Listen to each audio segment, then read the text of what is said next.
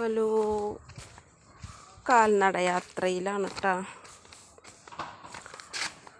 ഇന്ന് കാൽനടയാത്രയിലാണ്.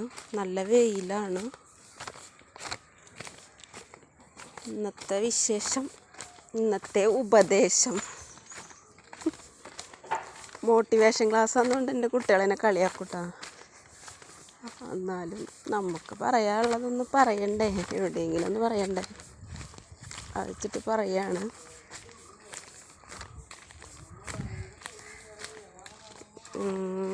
എന്താ പറയാൻ വന്നു, മറന്നു.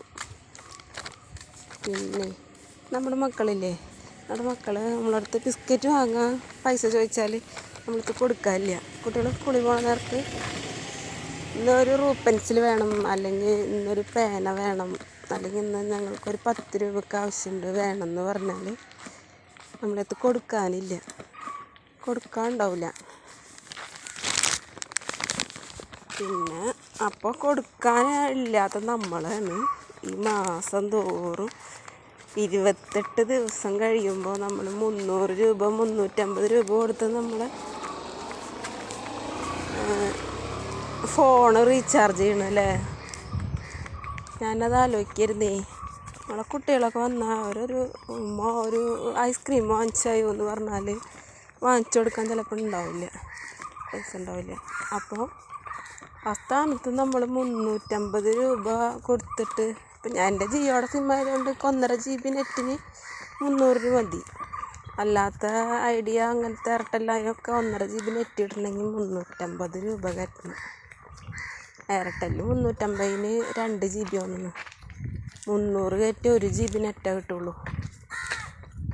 അപ്പോൾ ആ 300 രൂപ കറക്റ്റ് ഇത്ര ടൈമിന് റീചാർജ് അവസാനിക്കുന്നുണ്ട് മെസ്സേജ് വന്ന ആ സ്പോട്ടിൽ നമ്മൾ 300 രൂപ ഉണ്ടാക്കണ്, അത് റീചാർജ് ചെയ്യണം. എന്താ അതുകൊണ്ട് കാര്യം?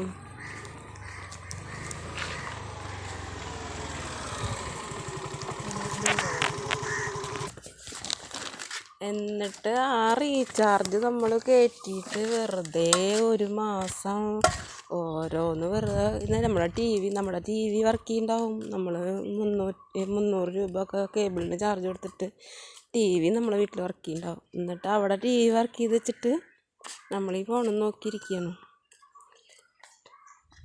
പിന്നെ ഈ 300 ഇതും ഒരു 300 കേബിൾ ചാർജ് കൂടി 600 രൂപ എൻ്റർടൈൻമെൻറ്റിന് വേണ്ടി ചിലവാക്കുക.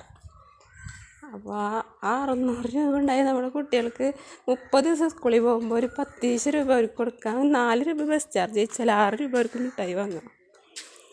അങ്ങനെയൊക്കെ ആരെങ്കിലും ചിന്തിക്കണ്ടല്ലേ? ഞാനതൊക്കെ ആലോചിക്കും, എന്തിനാ ഇപ്പോൾ റീചാർജ് ചെയ്യുന്നത്? വെറുതെ ഒന്ന് ഗ്യാസ് ബുക്ക് ചെയ്യാനും അല്ലെങ്കിൽ ഗ്യാസ് വണ്ടിക്കാരെ എപ്പോഴാണ് വരുന്നതെന്ന് ചോദിക്കാനും മാത്രം കോള്. ആ ഒരു കോളിന് വേണ്ടിയിട്ടാണ് റീചാർജ് ഇങ്ങനെ ചെയ്തുകൊണ്ടിരിക്കുന്നത്.